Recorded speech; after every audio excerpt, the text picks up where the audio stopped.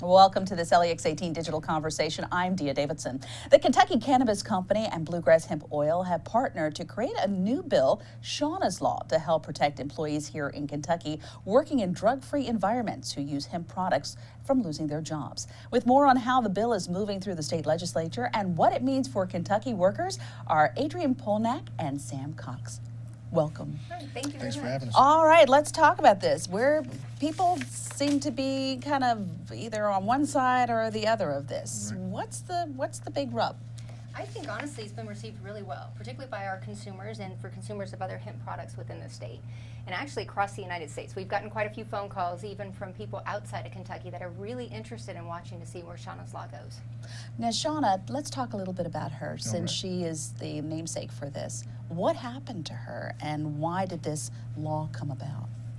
So she was taking our product last year, I believe, and she tested positive for trace amounts of THC.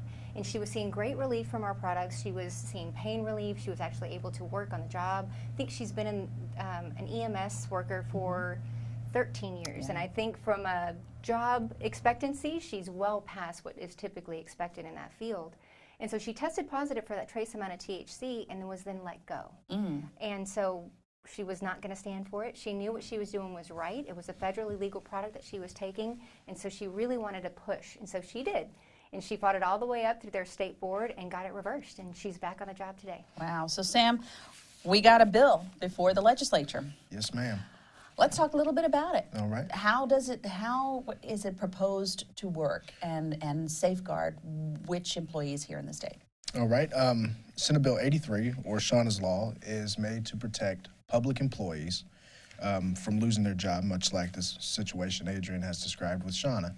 It would set up an appeals process if you were to test positive in a drug test, and you would have to prove through a receipt of the transaction that you used the industrial hemp product, and those test results would have to correspond with that industrial hemp product, so meaning very small amounts of THC. We see it as a consumer confidence bill. For the hemp industry, we think it'll help the whole hemp industry because it will open up the floodgates of new participation. I've spoken since this bill has come up with numerous public employees who want to use CBD for whatever reason they want to use it, but they are nervous about it because of this situation. So I think it will open up brand new participation in the hemp market and will drive it forward. And you've had personal experience behind it, not just as a businesswoman, but as a mom, right? Right, absolutely. So we actually got into this business for our youngest son, Colton. So in 2009, he was diagnosed with idiopathic generalized epilepsy. He was 3. So what that meant is he went from 0 seizures to hundreds within a week. And so his quality of life really went down. We were able to get his seizures regulated through pharmaceuticals, but the side effects were just life-changing, from weight gain, hair loss, inability to regulate body temperature, and near organ failure. Wow. And so thankfully, when we started looking into other options, we found hemp, found the non-intoxicating versions of cannabis were really beneficial for those in need, and started advocating for its legality within the state. And because of that, we were awarded one of the original 6 pilot programs here in 2014. And since then, our son's been seizure-free and pharma-free, and he just takes our product twice a day. Now, while we hear about stories like this, where we're seeing the product being used for good, there's always that one bad apple who's going to use it for bad. And that's something you said you were concerned about, also trying to protect, to make regulations to protect consumers who are using it correctly from either getting it from a company that's not producing the correct thing or other reasons. That is on our legislative agenda to look at and work on some legislation that would be a consumer protection measure that would protect people who want to use CBD products to ensure that they're getting a safe, consistent, quality product. The hemp market and the CBD is booming right now, and there's a lot of people getting into it, and not everybody's getting into it for the right reasons. They're kind of putting profits over people.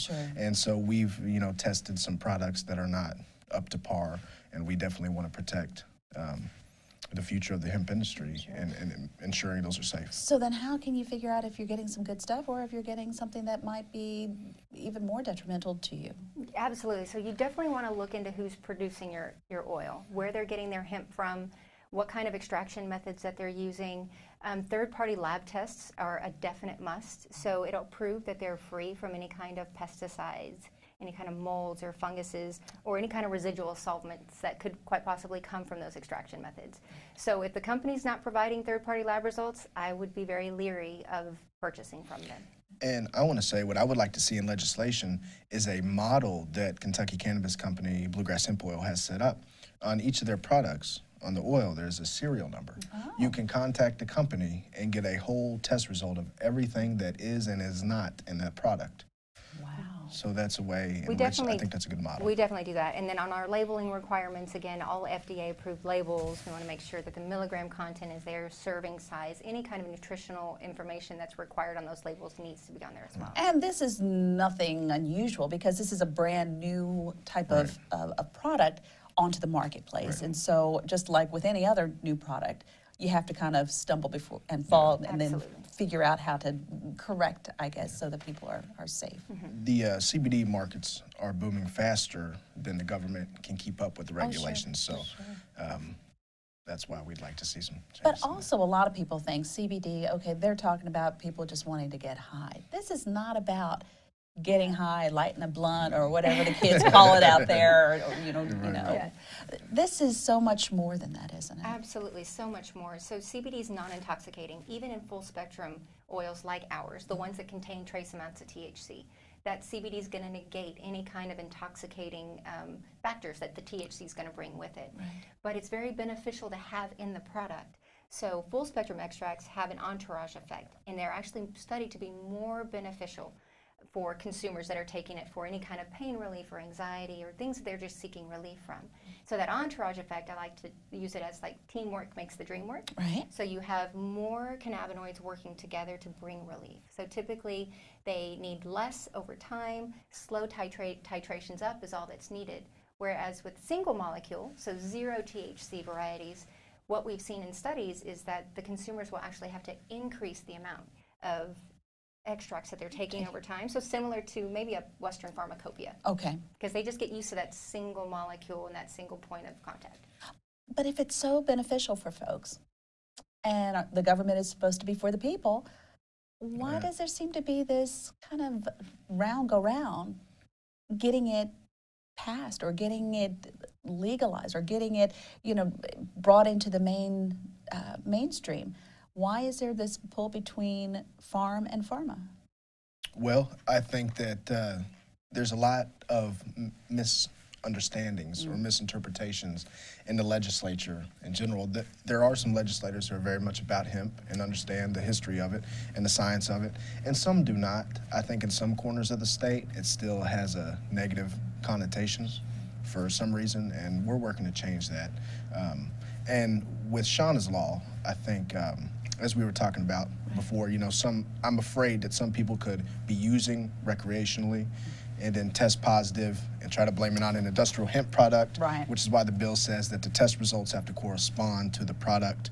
And just back to the further point, anyone looking to get high on CBD has really come to the wrong place spot. Because we've found that in recreational states that have recreational marijuana, right. CBD is actually used if you get too high to bring you back down levels. So anyone looking to get high You're kidding. Absolutely. It's used as a rescue. Yeah. And I don't necessarily think that the legislators are against this. I think, to Sam's point, it's where they just didn't know it was needed. Right. Because there's still a lot of confusion out there. Oh, I thought there was no THC in hemp. Well, and honestly, the varieties that are used to produce high CBD extracts, there is going to be THC in there. The varieties that are used for rope and for seed, no, there wouldn't be. There'd be very, very, very little in there. But to make a real high quality extract, growing the right varieties, you would absolutely have some THC in there. And I think it's just about educating the legislators, but also consumers too, that may not know that it's coming up. And we've got a history here in Kentucky, haven't we, with the hemp product? Hemp is deeply Kentuckian, yeah. As I tell most people. Henry Clay, Ashland here, it said that at Waveland, Daniel Boone's, I think it was his nephew or his grandson, it said that the hemp fields that they had at Waveland and the wind would wave. And that's how it got its name. That's how they got its name. That's outstanding. Yeah. That's outstanding. Fun fact for trivia. Indeed, indeed. The cost of this? So it varies from product to product. We try to price ours really affordably. We do want it to be the first point of contact. So whether you have a headache, a migraine, some sort of anxiety, we want people to be able to purchase it outright. So our extracts range anywhere from $34 all the way up to $225. And again, that's going to depend on concentration and bottle size. Other products out there may be a lot more expensive. Other products may be really, really cheap. You may find those on places like Amazon and such. And that might be the ones to kind of stay away from. You just may want to be a little bit more careful. Where do you find it if you wanted to find it local, if you wanted to buy it local? So we have a retail store off of East Reynolds Road, but you can also find our products and other CBD products for that matter on pharmacy shelves throughout the city and throughout the state. Okay. Health food stores we're also found in as well, and then people are purchasing online. But am I self-medicating, or is there somebody that I can go to and say, okay, I've got this issue or this problem, what should I use? Or am I trying to kind of blindly figure it out myself? So not necessarily figuring it out by yourself. So CBD helps, or a cannabinoid supplement helps, because of the way that it interacts with, excuse me, your endocannabinoid system. Right. So it's not particular yet, science isn't there yet, where it's like, well, I have a migraine, I need to get this exact formula. Right. What it does is it just helps boost your own production of cannabinoids, because we make our own. Okay. And then it also helps regulate your body. So the endocannabinoid system is responsible for homeostasis within the body. So anything that's kind of bringing you out of whack, it's going to bring back in focus. And so things like irritable bowel syndrome, fibromyalgia, migraines, they're all linked to an endocannabinoid deficiency. So when you supplement with a cannabinoid supplement, that's what kind of helps and brings relief. How soon does it work, or how quickly does it work? Depends upon each individual. So some people, depending on the reason that they're taking it, may see relief within the first couple of days, while others will say that it takes anywhere from 6 to 8 weeks. Really depends upon the deficiency within your system and the reason that you're taking it. For example, for my migraines, I take it twice a day as a preventative, but then if I feel one coming on, because sometimes I can't avoid them, then I'll take an additional serving or two, and it keeps my migraine at bay. Wow. So I used to lose my vision and get nausea and the overall pain for it, and now none of that happens anymore. Wow. When you hear these stories, Sam, it just kind of makes you want to fight even harder, huh? Absolutely, absolutely. There are so many different people that I've been told that this has helped. I remember coming to the retail store when we first started talking about this spill, and I'd expected, you know, maybe a younger crowd to be in the store. It was all senior citizens. Really? Full of senior citizens. Yes, ma'am. Really? There were veterans there I spoke with and shook hands with, thanked them for their service, and they were telling me about how it helps with their PTSD and arthritis and this, and it was really an experience, and it shows that this is really spreading and moving beyond. We get a lot of people, so 50 to 85 is really our demographic for us. It was surprising as well. Again, you're going to be in the caretaker mode, so you're going to have women or men that are taking care of their children and looking for relief for them, or quite possibly taking care of themselves because they're also taking care of their parents at the same time. Right. But there's a lot of senior citizens that are just ready to get off pharmaceuticals. And the cutest story, and it's still probably my favorite, I've heard a lot of great stories, but I think my favorite is a woman, she came in, she was 80 years old, and she said, I feel like I'm 70 again. And to me, that's fantastic. That's what she needed. Right. She just wanted to feel better, be able to get up and out of her chair a little bit easier. And that's what it's about. It's not about putting unrealistic expectations on the extract. It's just about getting off pharmaceuticals and feeling better about doing it. Wow.